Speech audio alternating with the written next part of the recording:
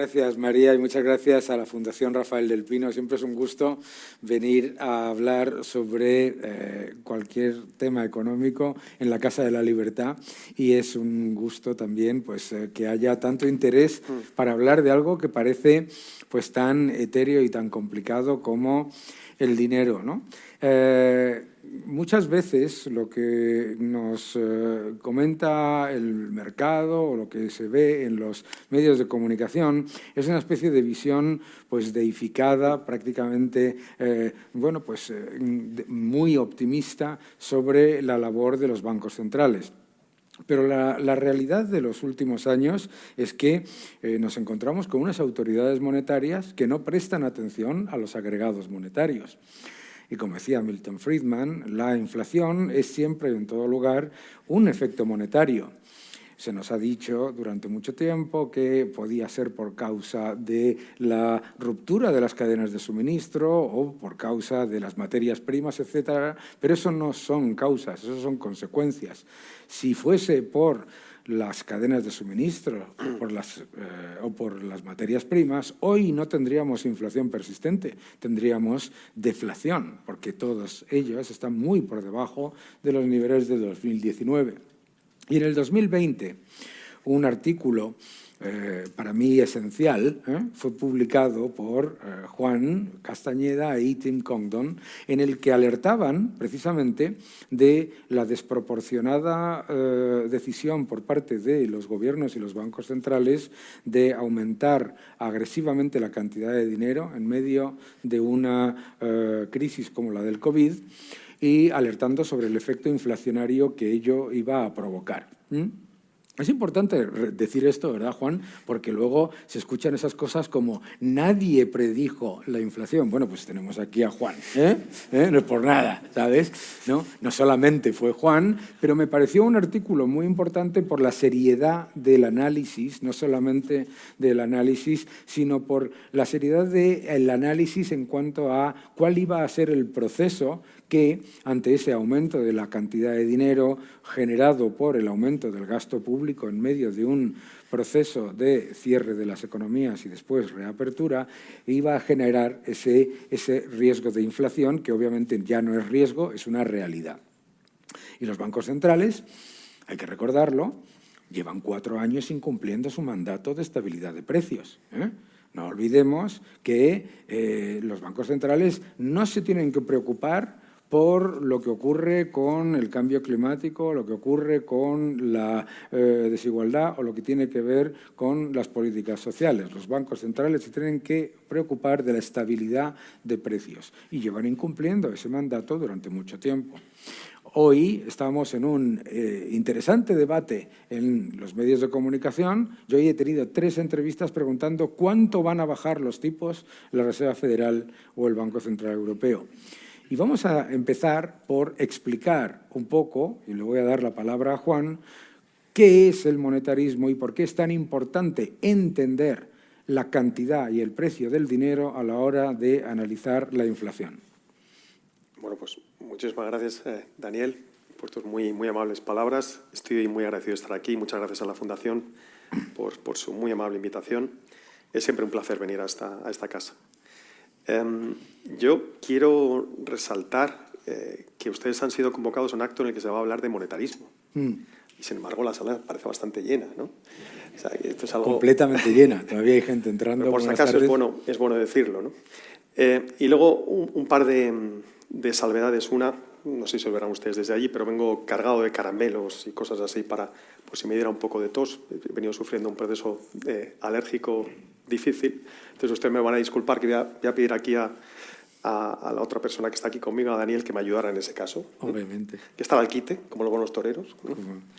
Y luego, una salvaguarda. Yo llevo trabajando en el Reino Unido 12 años, aunque mi lengua materna es el español, por supuesto. A veces cuando hablo de estos temas, pues cometo algún error. Entonces les pido disculpas, ¿no? Y la última salvaguarda. No sé si algún banquero central en la sala o conocido familiar de algún banquero central. Esto no es nada personal, que lo sepan esas personas, que esto no es nada personal, es simplemente que creo que lo han hecho muy mal. Pero, como digo, respeto institucional y personal, por supuesto. Voy a empezar, si te parece, Daniel, a lo que tú me pides, ¿no? Voy a empezar con dos caricaturas antiguas del siglo XVIII, inglés, que creo que nos cuentan muy mucho el monetarismo de manera muy gráfica. Si no les importa a ustedes, voy a intentar, nunca sé que va uno a hacerlo, va a intentar hacerlo.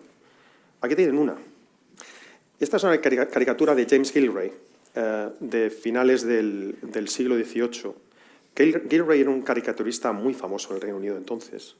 Y aquí está reflejando el poder del Estado de generar dinero, de crear dinero. Pero claro, era un poder que estaba limitado entonces. ¿Por qué? Porque era una capacidad de emitir dinero que estaba guardado porque se llamaba el patrón oro. Ahí representaba el patrón oro por ese valor de las reservas de oro que tenía en la panza este señor, que era el primer ministro. Este es William Pitt el joven. El primer ministro entonces tenía esas reservas de oro y emitía por su boca billetes del Banco de Inglaterra. Transformaba, en este sentido, el oro en billetes de curso legal, ¿no? Era la inversa al rey Midas, que es como se titula esta caricatura, ¿no? Pero claro, tenía que haber siempre una correspondencia entre el valor del oro que tenía en sus reservas, de tal manera que los que iban al banco, como ven ustedes en la parte de abajo de la caricatura, iban a intercambiar los billetes del Banco de Inglaterra por oro, a un precio definido por ley. Y siempre por ley, como digo, tenía que hacer esa conversión. Por lo tanto, tenían que guardar una cantidad equivalente o suficiente de oro, ¿no? Eso mantenía una cierta correspondencia entre la cantidad de oro, el valor del oro, y las emisiones del Banco de Inglaterra, e impedía que el Banco de Inglaterra sobreemitiera de manera frecuente. Y eso, no hay ninguna sorpresa, si os digo, o si les digo, perdonen, que consiguió un periodo de estabilidad en los precios después de las guerras napoleónicas, un periodo de estabilidad de precios realmente notable. La cesta de la compra, equivalente a una familia media inglesa en 1813, sería, si no la misma, matemáticamente prácticamente la misma que aquella 100 años más tarde, justo antes del comienzo de la Primera Guerra Mundial. Eso es estabilidad de precios estricta. No un 2%, no un 1%, 0% de inflación en media en esos años, ¿no? Y eso lo consiguió este sistema, ¿no? Que en definitiva vinculaba la capacidad de emisión del Estado con las reservas de oro que tenía, ¿no? Ahora bien, este mismo personaje, William Pitt, le veis aquí que se está echando sobre esta vieja dama que está protestando, ¿verdad? Esto se llama la vieja dama en peligro, así se conoció, que también es de James Gillray, esta caricatura. Fue cuando en las guerras con Francia el Estado vio que no tenía otra posibilidad de financiar las guerras y acudió, tomó al asalto el Banco de Inglaterra, ¿no? Y se describió de esta manera por parte de James Gillray que desde ese año, precisamente desde esta caricatura, se le conoce como The Old Lady of Threadneedle Street, la vieja dama que está en Threadneedle Street, precisamente por esta caricatura, ¿no? Y veis que está cogiéndole dinero de los bolsillos, etc., ¿no? En definitiva, lo que hizo el banco es tomar el control del Banco de Inglaterra, rescindir la regla del patrón oro y sobreemitir para poder atender a las necesidades de la guerra. Se entendía que eso debía ocurrir entonces porque era una circunstancia excepcional. Lo que les vengo a decir es que esa circunstancia excepcional se ha apelado a esa circunstancia excepcional muchas veces después de esto. Y hemos visto cómo los bancos centrales ya no acosan de esta manera los bancos centrales, perdón, los gobiernos ya no acosan a los bancos centrales como lo hacían antes, pero de manera implícita o explícita, cada vez que hay una crisis recurren al Banco Central para poder sobreemitir. Por eso, ante tu pregunta, que no quiero evadir, por supuesto, es fundamental, ¿qué es el monetarismo? El monetarismo nos dice que hay una relación entre dos grandes variables en economía. Por un lado, la cantidad de dinero en circulación, cantidad de dinero entendida en su sentido amplio, y esto es muy importante, que incluya el dinero emitido por el Banco Central más los depósitos bancarios. Esto constituye alrededor del 90-95% de la oferta monetaria de una economía moderna. Pues tiene que haber una correspondencia entre ese agregado monetario amplio y el gasto nominal en una economía. Si sobreemitimos, al final tenemos un gasto que no puede ser abastecido por una capacidad productiva normal en la economía y al final eso genera inflación. Ahora bien, eso no va a ser inmediato, se tarda un tiempo.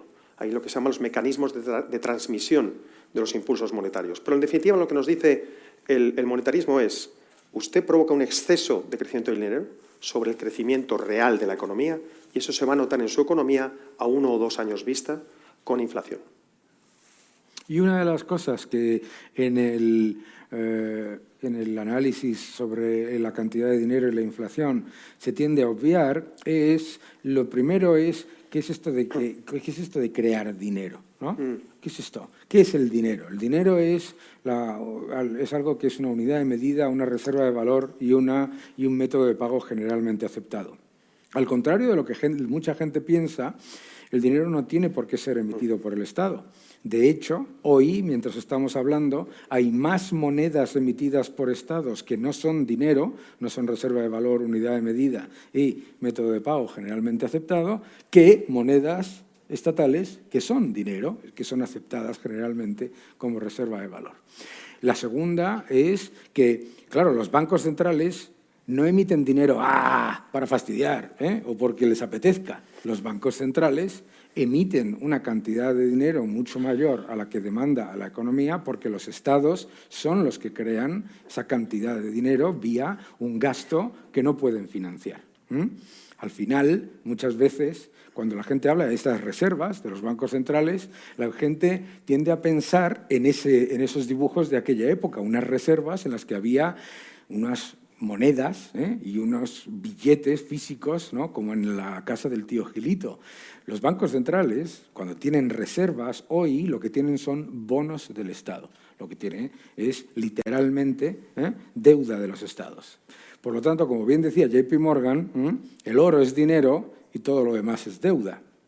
Otro de los factores importantes que tú comentas es el de la utilización de las circunstancias excepcionales, ¿no? Fíjate qué cantidad de circunstancias excepcionales nos hemos encontrado en nuestra joven vida, aquí nosotros dos, que hemos visto circunstancias excepcionales para disparar la cantidad de dinero en 1998, 2001, 2008, 2011, 2020, y espérate, que habrá otra, ¿no? Excepcional. ¿Qué significa esto de excepcional? Es una gran pregunta. Es siempre y cuando haga falta... Le apetece a ver, pero aquí tenemos que recurrir... Esto es un punto muy importante. Tenemos que recurrir a cómo se gestaron los bancos centrales modernos. No hay nada nuevo bajo el sol. O sea, lo que están haciendo los bancos centrales y los gobiernos es repetir una pauta que comenzó con el establecimiento del Banco de Inglaterra en 1694. El Banco de Inglaterra se crea a través de una prerrogativa real. Era un banco privado. Se le conceden 3 privilegios que no se habían concedido a ningún otro banco en Inglaterra en ese periodo. Uno, el privilegio de emisión de la libra, de la moneda nacional, en régimen de monopolio. 2, el establecimiento de ese banco como responsabilidad limitada, básicamente, en un sistema de responsabilidad limitada. Y 3, pasaría a ser el banco del Estado.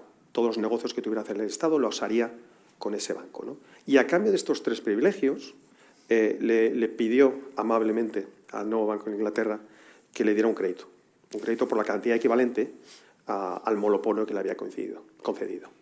Esta operación se repitió, la renovación de este monopolio y del crédito equivalente al Estado, cada X tiempo, cada vez que había que renovar el monopolio, ¿no? O sea que esto es una cosa que se ha repetido bastantes veces. Y casualmente, bueno, lo digo de manera cínica, evidentemente, en épocas extraordinarias, el Tesoro acudía al Banco de Inglaterra para pedir un extra de crédito, ¿no?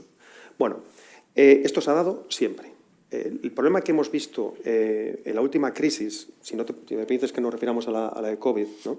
Sí, claro. Es que no era necesario, en el contexto de marzo de 2020, haber hecho esa emisión tan extraordinaria de dinero como hicieron. No era necesario. Haber conocido un poquito de historia monetaria del siglo XIX, cómo se respondía a las crisis de los años 50, 60, 40, habría bastado con una concesión de crédito bastante flexible, pero no la creación directa y permanente de dinero como se hizo aquí. Les voy a dar un ejemplo, 3 ejemplos. La cantidad de dinero crece en una economía moderna, desarrollada, debería crecer en el entorno del 4 o 5%, para que eso sea compatible ¿con qué? Con un objetivo de inflación del 2% y un objetivo de crecimiento real de alrededor del 2%, ¿no? Por tanto, una tasa de crecimiento del dinero entre el 4 y el 5 es más o menos estabilidad macroeconómica, ¿verdad? Ustedes quizá recuerden que en el 2020 creció la cantidad de dinero en su sentido amplio en Estados Unidos un 25%, 5 veces más de lo normal. Por eso, muy amablemente, tú te has referido a ese estudio que yo escribí con Tim Condon para la IA y para el Institute of Economic Affairs, ya desde la primavera del 2020, dijimos, esto no es normal. Esto no puede ser neutral. O sea, un crecimiento del dinero de 5 veces más de lo que ocurre en un periodo normal no puede acabar en una cifra normal de inflación. Hicimos cálculos del crecimiento del depósito bancario, lo extrapolamos a cuánto iba a crecer un agregado como M3 en Estados Unidos y eso nos dio unas cifras un anticipo de cifras de inflación en el torno del 10% que hicimos para Estados Unidos. Pero no era una cosa extraordinaria. De verdad que yo te agradezco mucho que hayas referido a ese estudio, pero simplemente lo que hicimos fue acudir a la teoría que teníamos en su momento delante nuestra, soportada por una evidencia empírica de centenares de años. Centenares de años. O sea que lo único que dijimos es alzar la voz de algo que era profundamente incorrecto. Efectivamente. La medalla de oro se la llevó Estados Unidos, como casi siempre, pero luego el Reino Unido le siguió muy de cerca con un crecimiento monetario de un 15%, 3 veces más de lo normal, y la eurozona de un 12%, también alrededor de entre 2-3 veces más de lo normal, ¿no? O sea que el episodio que hemos visto en los últimos años ha sido uno de los episodios de mayor desgobierno de la cantidad de dinero que hemos visto desde, por supuesto, de los años 70. ¿Qué quiero decir con esto? Que si ustedes se creen el mensaje que les he dicho anteriormente, ¿no? Y esta discusión, este debate que estamos teniendo sobre el monetarismo, y creen que importa que haya cierta estabilidad en el crecimiento del dinero, bueno, deberíamos fijarnos en cómo, si es que prestan atención los bancos centrales, a qué pasa con los agregados monetarios, con el dinero. Cosa que no hacen. Nos han demostrado en el último ciclo que no hacen, porque permitieron que creciera, como les he dicho, a tasas 5 veces superiores a las normales en el año 2020 y luego permitieron que se destruyera dinero en el 2023. Eso es algo que, si quieres, podemos comentar. Una cosa más saludable sería lo que nos comentó Milton Friedman ya hace muchos años, mantener una tasa de crecimiento del dinero más o menos estable a lo largo del ciclo. Eso es lo que mejor podemos hacer para minimizar las fluctuaciones del ciclo. Y es importante, bueno, todos los que queráis hacer preguntas, comentarios, ruegos, etcétera, todo excepto tirar cosas al escenario, tenéis unas tarjetas en las que las podéis dejar, luego me las pasáis y ya censuro yo, como mañana empezará a pasar en este país. Yo me voy en 2 días, no pasa nada, ¿no? No, a ti no. A mí me parece esto que tú dices muy importante, primero por la palabra innecesario. Es decir, el aumento de 5 veces de la cantidad de dinero creado en el año 2020 ocurrió con la economía cerrada, es decir, no es que hubiese una destrucción de demanda de crédito o destrucción de demanda por depresión o por crisis o algo así, sino porque nos tenían literalmente encerrados en casa. Y lo segundo es que tenía como objetivo precisamente la idea de, bueno, en la anterior crisis también se creó una enorme cantidad de dinero y no se creó inflación, por lo tanto, a la inflación ni se está ni se le espera. Y claro, la gente está acostumbrada a no hacer caso a la evidencia empírica de lo que es la teoría, de lo que es la ecuación de lo que es la creación de dinero. Es decir, estamos hablando de la cantidad de dinero multiplicada por la velocidad del dinero es igual al nivel de precios por la producción.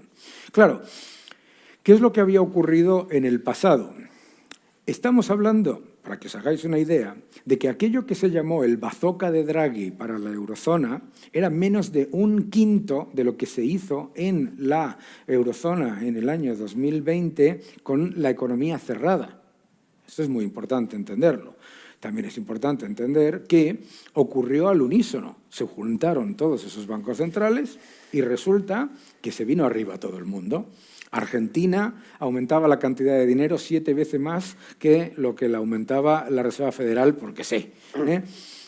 La India 4 veces más, etcétera, etcétera, etcétera. Y qué curiosidad, fijaos qué curioso, Resulta que hay un análisis muy bueno de Claudio Borio, que muestra eso del Bank of International Settlements, muestra la correlación directa entre las economías que aumentaron mucho más la cantidad de dinero y la inflación que están sufriendo ahora con las que mucho menos. Porque fijaos una cosa, si hubiese sido por las cadenas de suministro, las materias primas y los retos que se habían generado por la crisis de la pandemia, pues no hubiera ocurrido que China tuviese una inflación bajísima y que es uno de los mayores importadores de materias primas del mundo, ¿de acuerdo?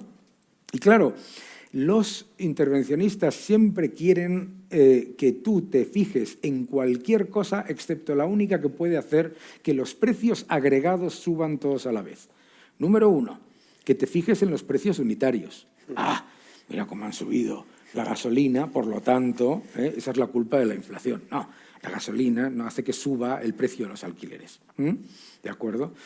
Número 2, que consideres que cualquier cosa es causa de la inflación, excepto la única que puede hacer que suban los precios, consoliden esa subida y sigan subiendo más lento, hasta el punto de que ahora ya nos intentan convencer, como ha pasado la semana pasada en nuestro país, de que la reducción de la inflación es una bajada de precios. ¿Qué te parece? Voy a tomar nota de esto. Sí. Decía, baja la inflación, los precios caen, ¿no? ¿Sabes? Los precios caen en sentido absoluto. Sí, los precios caen, con dos narices, con todos mis respetos, porque mañana nos van a hablar de desinformación. Esto en los medios de comunicación cercanos al gobierno, muy, muy típico. Entonces, claro, la gente dice, oye, pues si se le echa la culpa de todo y de cualquier cosa, excepto a lo único que puede hacer que todos los precios agregados suban y consoliden esa subida. Ahora, tú has dicho otra cosa muy importante. En el periodo de expansión, y a mí me gustaría que ahí ahondases en lo que pasa, porque el quid pro quo es interesante, veréis. Circunstancia excepcional. El gobierno gasta mucho más, se emite muchísima más cantidad de dinero y se espera que no suba la inflación. Sube la inflación y el Banco Central sube los tipos y reduce la cantidad de dinero. El impacto completo de la normalización de la política monetaria cae sobre las familias y sobre las empresas y el gobierno, como hay inflación y además hay déficit, sube los impuestos y aumenta el peso del gobierno en la economía también en el periodo de normalización. Eso es fantástico. ¿No? Se lo pones así. Sí, sí, claro, fantástico, si eres el gobierno. A ver, esto quizá es un comentario que, si te parece, podemos hablar un poco del impacto que ha tenido la inflación. Ha sido un impacto muy desigual. Primero, si comparamos los precios, el nivel de los precios antes del estallido de la inflación, bueno, antes del estallido de COVID, incluso el febrero del 2020 con febrero del 2024, la subida de los precios ha sido de alrededor de un 20%, si mal no recuerdo, en media en la eurozona. IPC, sí. Del IPC, IPC en la eurozona. Un 20%. Calculado con alegría, con dos cambios de cómo se calcula, ¿vale? Esto es importante también. Un 20%. Y como decía Daniel, luego, una vez que se genera el episodio inflacionista, los bancos centrales tienen que hacer algo porque tienen un objetivo, un mandato de controlar la inflación que no se sintió por encima del 2%, llegó en el Reino Unido al 11%, ¿no? Entonces empiezan a cambiar el curso que llaman de la política monetaria, suben tipos de interés, las condiciones de financiación de las empresas y familias cambian. Entonces, unan ustedes a esa merma tan fundamental de su poder adquisitivo por la subida del IPC, unen a eso el coste de las hipotecas, por ejemplo. Bueno, ¿y quién es el responsable de esto? Esto es un impuesto fuerte, encubierto, no aprobado en ningún parlamento, por supuesto. Esto está delegado a un comité de política monetaria, que dependiendo del banco de que se trate, es el Consejo de Gobierno, el BCE, el Comité de Política Monetaria en el Reino Unido, que está compuesto por una serie de personas, en algunos casos 9 personas, en el Reino Unido, en el caso de la eurozona una veintena de personas, que deciden esos tipos de interés que van a afectar tanto a su vida, ¿no? Y lo que yo digo es que debemos mantener la independencia de esos comités, pero debemos exigir que rindan muchas más cuentas. Claro. Yo, como principal en un contrato, ellos son mis agentes, ¿verdad? Qué verdad. Sus poderes emanan de los parlamentos. Les he delegado la política monetaria. Perfecto. Operativamente, creo que es mejor que lo haga un experto a que lo haga un político. Adiós, gracias. Yo creo que es mucho mejor así, sí. Evitamos el ciclo político, un sesgo inflacionista importante, etcétera. Eso no quiere decir que una vez que yo ya le he dado un mandato, ya no pase nada más, no le pueda tocar a ese técnico, ¿no? Ese técnico trabaja para mí, tendrá que rendir cuentas. Lo que yo creo que deberíamos hacer, que no está en los estatutos de los 3 grandes bancos centrales, lo he estudiado muy mucho para el británico, pero tampoco para la eurozona y para la Reserva Federal, se debería revisar las condiciones de contrato incluso y de mantenimiento en ese puesto de trabajo de un gobernador que lo que ha hecho ha sido incumplir el objetivo dado por el Parlamento, a través del Ejecutivo, en más de 5 veces. Más de 5 veces. Claro. Yo le explicaba a mis alumnos en Buckingham, bueno, si ustedes hacen una previsión de inflación que se equivocan un 400% o más, vuelvan luego, porque van a tener que mandarme el trabajo corregido, ¿no? No van a aprobar, desde luego. Bueno, pues no hay mecanismos de verdad de rendición de cuenta de los bancos centrales. Sí, para ser cierto, para ser honesto, en la eurozona tiene que ir trimestralmente a lo que se llama el Comité de Política Monetaria del Parlamento Europeo, lo que se llama el diálogo monetario con el Banco Central Europeo, pero esto no es suficiente. No es suficiente en absoluto. Desde un punto de vista de control democrático, legitimidad de nuestras instituciones, debemos exigir que rindan más cuentas a los ciudadanos. ¿Haríamos una cosa semejante si fuera un impuesto, ¿no? Claro. ¿Cobrado en el Parlamento? Pues por supuesto que lo haríamos. Daniel, pero te interrumpo un segundo. Eso no quiere decir que yo esté en contra de la independencia de los bancos centrales. No. Es que tenemos que reforzarla con el otro lado de la moneda, ¿no? Y es que nos rindan más cuentas a nosotros cuando lo hacen mal. Claro, yo creo que ahí hay un truco, si me permites, y a ver qué piensas tú. Vamos a ver. ¿Por qué la Reserva Federal o el Banco de Inglaterra, etcétera, siempre han sido privados? Precisamente para evitar lo que es no la tentación, sino el objetivo del Estado, que es destruir el poder adquisitivo de la moneda que emite para diluir sus compromisos y pasarle al resto de los ciudadanos el problema vía monetaria y además, obviamente, es un proceso excelente, si lo piensas, de nacionalización de la economía. Yo adquiero unos compromisos de pago y te lo pago con una moneda que cada vez vale menos. Por eso los bancos centrales eran privados y debían ser privados para hacer honor a ese contrato.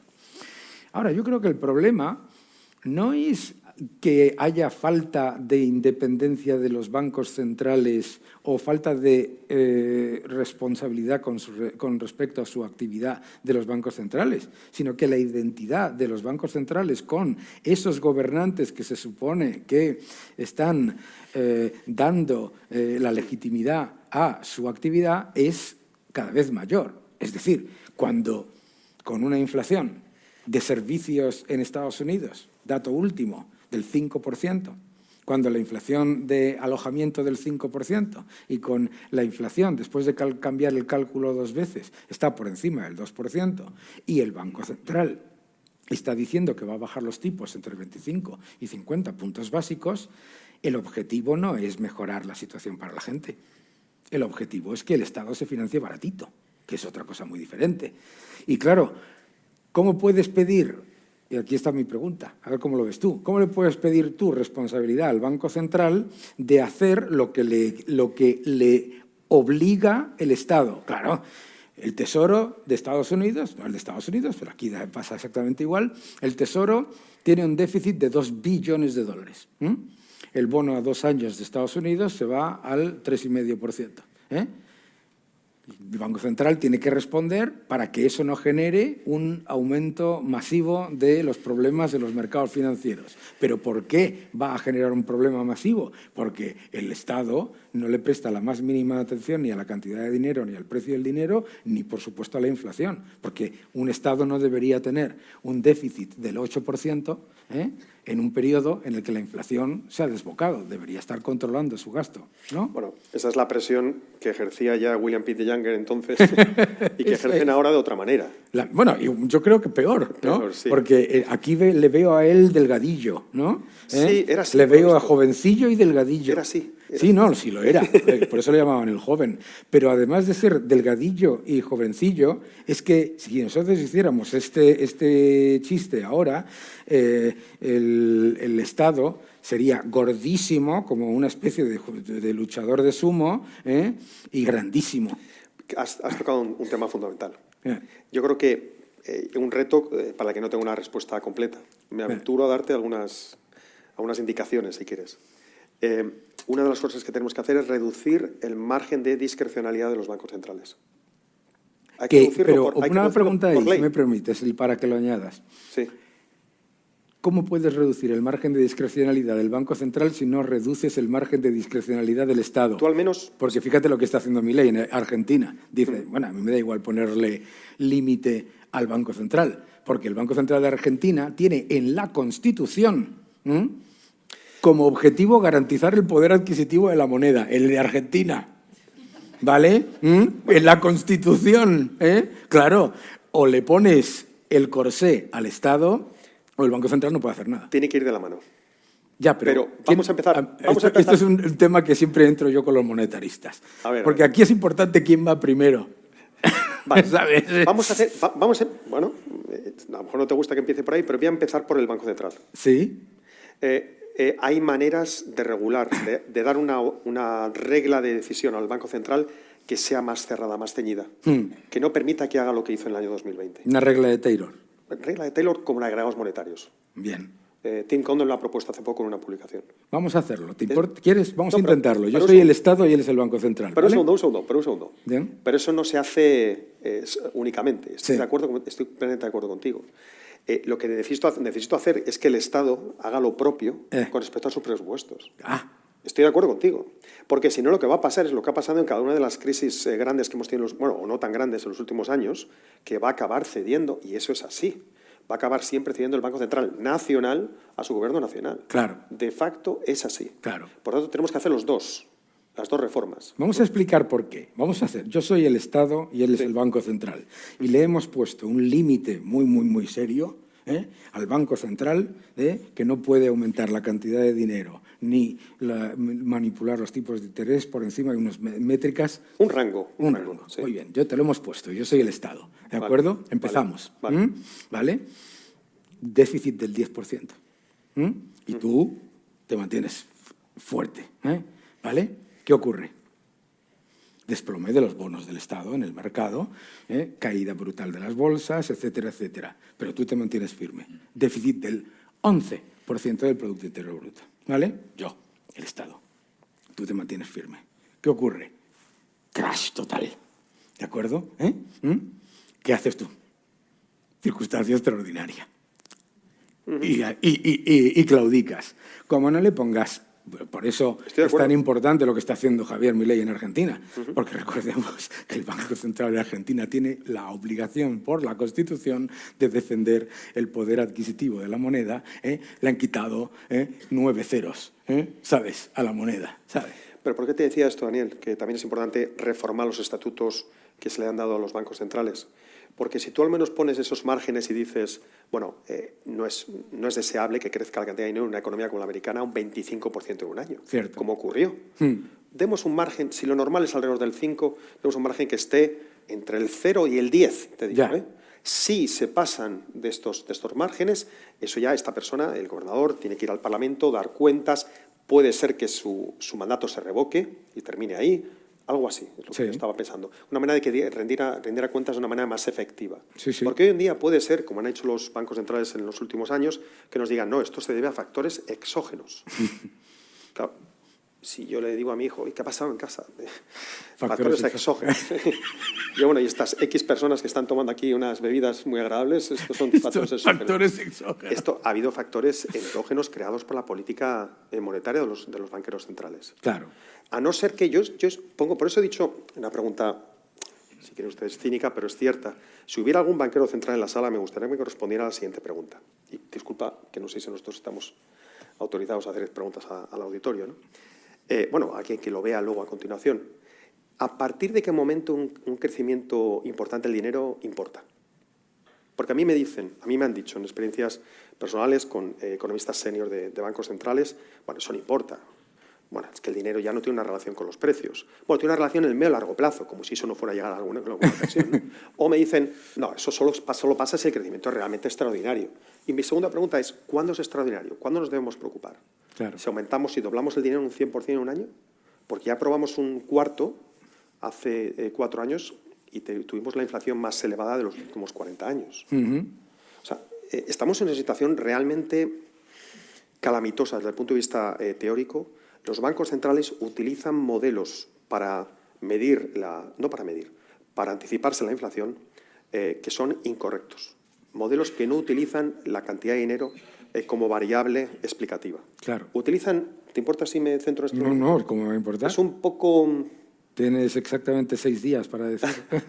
Es un poco teórico, pero ustedes venían a un seminario sobre monetarismo, se lo dije. Sí. O sea que, a ver, los bancos centrales se fijan, utilizan varios modelos, pero el modelo macro que utilizan para hacer proyecciones de inflación, por tanto, estos son los fundamentales para determinar si suben, bajan la cantidad de dinero en circulación, los intereses, el tipo de interés, etcétera, son lo que se llaman modelos neokeynesianos, que tienen de keynesiano la rigidez de los precios y de los salarios a la baja, nada más. Porque si ustedes han leído el Keynes de la teoría general del 36, Keynes decía, bajen ustedes el tipo de interés al cero y jueguen con activismo la política fiscal. Pero dejemos esto a un lado. Modelos llamados neokeynesianos. A partir de estos modelos neokeynesianos, la inflación se explica por dos determinantes. Las expectativas de inflación y cómo de cerca o lejos está su producción de la producción potencial, de lo que llaman la brecha de la producción o el output gap en inglés, ¿no? Si ustedes se van atrás en el año 2020, pues eso, justo en los peores meses del COVID, tanta incertidumbre, la expectativa de inflación era bastante baja, Sí. lo recuerdas mucho mejor que yo, que Sí. los mercados, ¿no? Era bastante baja y el output gap era bastante bajo también. ¿Por qué? Porque había bajado mucho el potencial de la economía, pero también el gasto efectivo. Con lo cual, ¿qué les decían esos modelos? Tranquilidad. Como mucho, va a haber un periodo de desinflación, nos dijeron de desinflación. Exactamente. E incluso de deflación a medio y largo plazo. Sí. Eso fue lo que nos dijeron. Hombre. Bien. Modelos erróneos. Modelos que estaban ignorando que en el caso de Estados Unidos estaba creciendo la cantidad de dinero en su sentido amplio un 25%. Por lo tanto, no era fácil para un economista formado en la tradición clásica, aquí tengo a mi maestro Pedro Svart, que no me dejará esto mal, me imagino, ¿no? Cualquier economista clásico, Pedro, en ese momento diría, esto no es normal. Claro. Esto no puede ser neutral.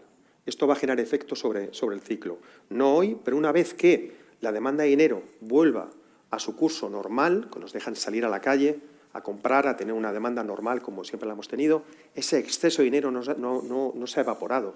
¿Se va a traslucir en qué? En un exceso de gasto nominal que no va a poder soportar cadena productiva en el mundo. Claro. Y por eso se generó la inflación. Claro. O sea que no es magia en absoluto. Es un... Bueno, yo puedo hablar de mi libro. Esto es un tema muy... Puedes hablar de tu libro y decir el precio también. El precio, me llevo 0 regalías, está escrito en inglés. Muy mal. Para el IEA y se llama Inflation the Next Threat, pero que luego un gran economista español, José Antonio Aguirre, tradujo para un editorial en el 2000, un año después, muy barato, creo también. Baratísimo, ¿eh? No, pero ahí verán lo sencillo. Le voy a contar un comentario muy personal, con esto termino. No. Estoy aquí hablando demasiado. Éramos 2 economistas, Tim Condon y yo mismo. Yo aprendí mucho de Tim, la verdad, un economista monetarista del Reino Unido muy famoso, que nos vimos con estos datos que estaban creciendo de manera extraordinaria de depósitos bancarios en Estados Unidos en cuestión de semanas. La Reserva Federal publica los datos de depósitos bancarios cada viernes, ¿no? Extrapolamos esos datos y dijimos, bueno, es que la cantidad de dinero va a crecer al X%. Una cantidad exorbitante, ¿no? Esto no puede ser normal, ¿no? Y utilizando estos cálculos que os digo de la teoría cuantitativa del dinero y sabiendo que hay variaciones en la demanda de dinero, pero que vuelven a su media a lo largo del tiempo, dijimos, tenemos que decir algo. Porque no se están equivocando los bancos centrales en un problema de grado, sino de signo, de tendencia. Esa era la tragedia. Y cuando estos informes se los trasladamos no puedo decir nombres, a miembros del Banco de Inglaterra, nos decían, oiga, como tú bien decías, Daniel, es que cuando hicimos lo propio, lo mismo en el año 2008, 2009, 2010, no hubo inflación. Claro. Oiga, en el 2009-2010 cayó la cantidad de dinero en circulación. Claro. En su sentido amplio. Cayó. Es que esto lo acabas de decir tú. Vamos a ver. Pues te dicen, no, es que se aumentó la cantidad de dinero y no había inflación. Primero, eso de que no había inflación se lo dices tú al que compra. Pero bueno, número uno, claro que había inflación. Número dos, la velocidad del dinero se reduce. ¿Qué es la velocidad del dinero? El número de veces que una unidad monetaria se mueve dentro de la economía. Por lo tanto, cantidad de dinero por velocidad del dinero es igual a precios multiplicado por el Producto Interior Bruto de la economía. ¿Qué es lo que ocurría? Lo que ocurría simplemente era que toda esa cantidad de dinero se trasladaba a generar otra inflación, que es la inflación de activos, claro, que es por eso, entre otras cosas, está todo el mercado extremadamente nervioso siempre ante cualquier reunión de la Reserva Federal o del Banco Central Europeo. Van a bajar los tipos y aumentar la cantidad de dinero. ¿Por qué? Porque lo que te preocupa, lo que te importa, es la cantidad de dinero que hay en el sistema, es decir, la inflación de activos.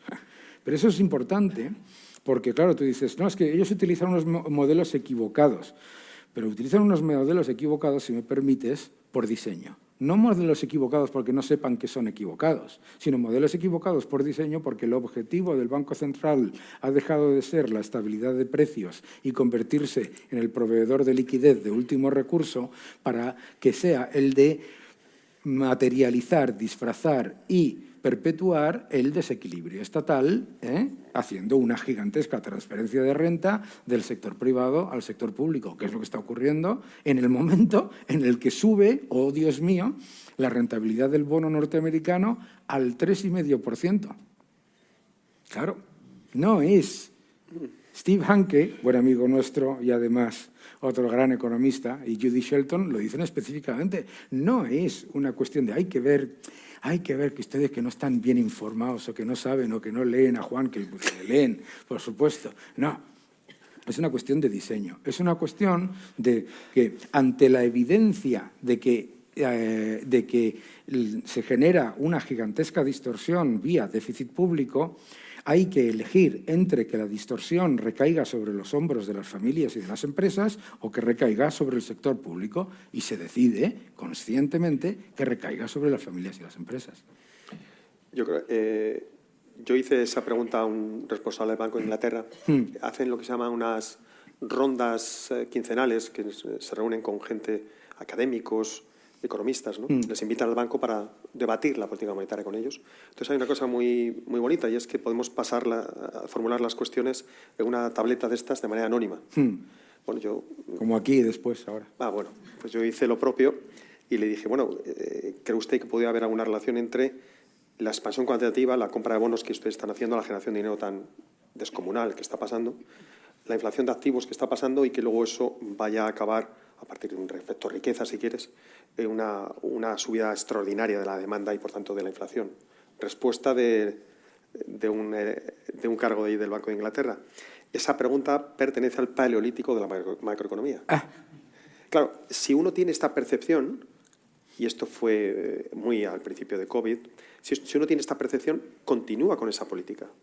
De hecho, no cambiaron el curso de la política monetaria hasta bien entrado, hasta diciembre del 22. Claro, porque acuérdate, primero dijeron que la inflación era multicausal. Después te dijeron que era... Bueno, dijeron que no iba a haber inflación. No, de hecho te decían que había riesgo de deflación. Sí, claro. Eso fue en el 2020. Claro, pero claro, ahí está, dice, hemos tenido unas reuniones, hemos tenido reuniones con un grupo de economistas y de banqueros, etcétera, y vamos analizando cómo perciben ellos y esto se llama sesgo de confirmación. Claro, te reúnes con un grupo de gente que uno dice que hay que imprimir dinero, otro dice que hay que imprimir mucho más dinero y otro dice que además de imprimir muchísimo más dinero hay que nacionalizar la economía.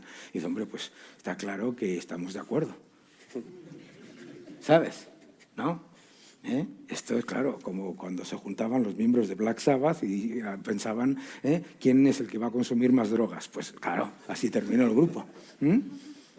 O sea, pero eso no está hecho por casualidad. Eso no está hecho por casualidad. Esa es la cosa. Por eso es tan importante empezar por el lado del Estado, porque por el lado del Banco Central siempre te van a pillar. Yo creo que todavía podemos hacer muy mucho para exigir más responsabilidades a aquellos a quienes hemos delegado esas competencias, cosa que no hacemos. Como os digo, es un grupo de 20 personas en el...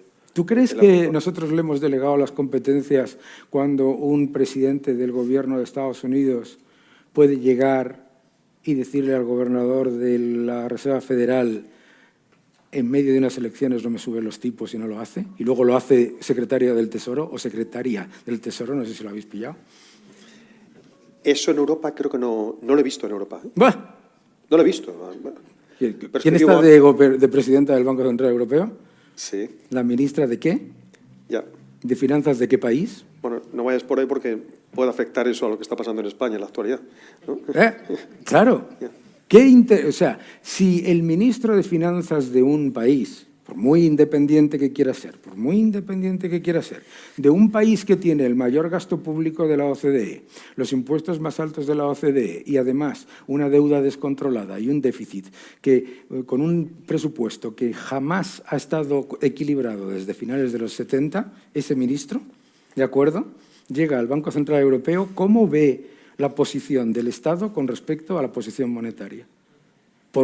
Y no le quito su intención de independencia para nada a la señora Lagarde, pero si ella no ha visto un presupuesto equilibrado en Francia desde 1978, ¿tú crees que ella va a llevar a cabo una política que fuerce al Estado a bajar su déficit al 0%? No, por eso creo que tiene que tener ya menos margen institucional para hacer y deshacer lo que quiere. ¿Y quién le pone ese margen? Ese margen viene del Parlamento Europeo. ¿Y no debería ser del mercado, precisamente? Ah, no. Si tú me pones encima de la mesa el tema de competencia de monedas, sí, encantado. Claro. Otra cosa que acabamos de terminar Aquí un trabajo, está, Pedro y yo mismo. Otro que van a tener ustedes que leer urgentemente a Pedro Schwartz, que está... Sí. Bueno, o un libro chiquitito de Friedrich von Hayek que se llama Choice and Currency, la manera de... Y desnacionalización del dinero. Igual, claro. Muy bien, oye. Y nada, pues los que están aquí, muchísimas gracias por estas preguntas tan maravillosas, tan buenas. Muchas gracias por vuestra paciencia. Muchísimas gracias a la Casa de la Libertad por acogernos. Muchas gracias, María, y muchas gracias a todos. Y nada, mañana a ver qué hace la Reserva Federal. Gracias. Muchas gracias.